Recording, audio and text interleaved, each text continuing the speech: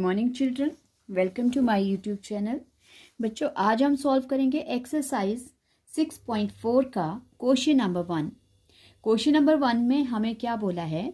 Late triangle A B C and similar to, कैसा triangle? Similar to triangle D E F and their areas be respectively 64 centimeter square and 121 centimeter square.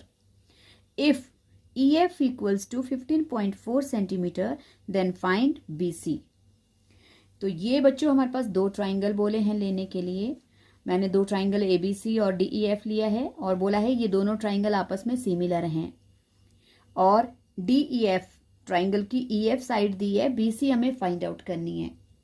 Okay, तो सबसे पहले क्योंकि triangle बच्चों हमें क्या बोला है? वी हैव गिवन दैट,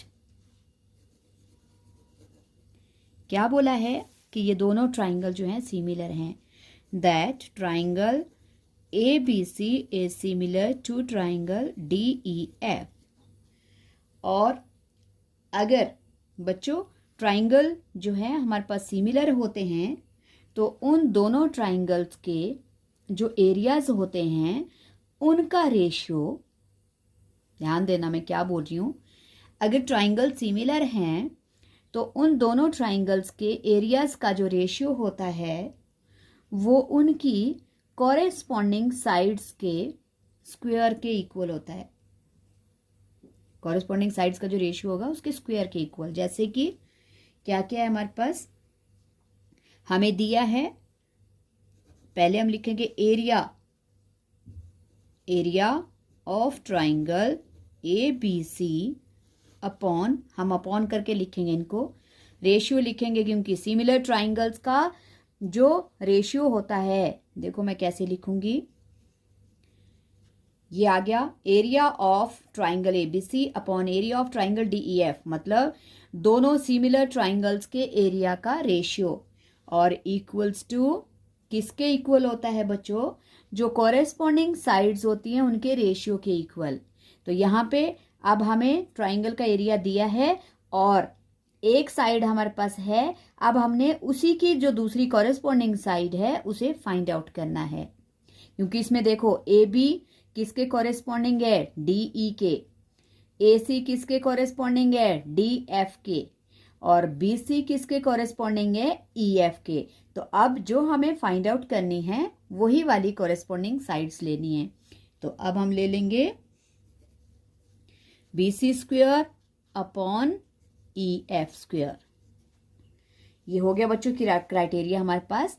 क्या होता है? सिमिलर ट्राइंगल्स के जो एरियाज होते हैं उनका रेशियो उनकी कॉरेस्पॉन्डिंग साइड्स के जो रेशियो होता है उनके स्क्वायर के इक्वल होता है।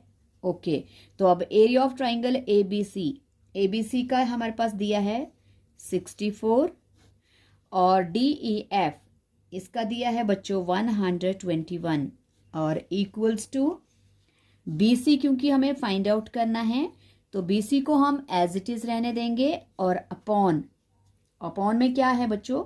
हमारे पास EF की वैल्यू है, EF की वैल्यू है 15.4 और उसमें भी क्या लग जाएगा क्योंकि EF में स्क्वायर है तो इसमें भी स्क्वायर।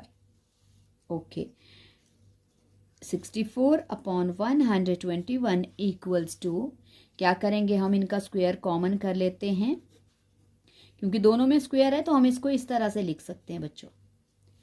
ओके, और इसका स्क्वायर है तो अब हमें इसका भी स्क्वायर निकालना पड़ेगा। तो इसके स्क्वायर की वजह से यहाँ पे क्या बन जाएगा? रूट बन जाएगा, स्क्वायर रूट बन जाएगा बच्चों। और यहाँ रह जाएगा सिर्फ BC और 15/4। ओके, तो अब हमें पता है स्क्वायर रूट जब हम निकालेंगे तो 64 किसका स्क्वायर है? 8 का। और 121 किसका है बच्चों? 11 का। BC अपॉन 15.4 क्रॉस मल्टीप्लाई करेंगे। क्रॉस मल्टीप्लाई करने पर क्या हो जाएगा? 8 multiply by 15.4 equals to BC multiply by 11। वैसे 11 को यहाँ भी रहने दिया जा सकता था, क्योंकि फिर भी दोबारा वापस ही आ रहा है ये। तो क्रॉस आप सिर्फ इसी को करो, ऐसे लिख सकते हैं 8 into 15.4 upon 11 equals to BC। Okay, तो ऐसे भी कर सकते हो आप, और अगर इसके बाद ये वाला स्टेप करना है तो इसको भी कर सकते हो। तो ये ध्यान देना, दोनों ही तरह से सही है, ऐसे भी और ऐसे भी। ओके, अब हम कैंसिल करेंगे 11 के टेबल से। 11 1 ज़ा 11, 4 बच गया बच्चों, लेकिन डेसिमल लग जाएगा ऊपर, आगे बन गया 44। 11 4 ज़ा, तो 8 मल्टीप्लाई बाय 1.4। ओके, अब 14 8 ज़ा, 14 8 ज़ा कितना होता है बच्चों? 14 8 ज़ा आ जाएगा हमारे पास 112, मतलब 11.2 सेंटीमीटर इक्वल्स टू BC। छोटा सा क्वेश्चन है, बस आपको ध्यान देना है कि क्या क्या हमें निकालने को बोला है और कौन सी हमें कॉरेस्पॉन्डिंग साइड्स लेनी है। बस इसमें देखो, अगर आपके पास कई बार कॉरेस्पॉन्डिंग साइड्स की वैल्यूज गिवन होती हैं तो उन्हीं कॉरेस्पॉन्डिंग साइड्स के रेशियो का तुम स्क्वायर करोगे और एरिया ऑफ ट्राइंगल का रेशियो निकल आएगा।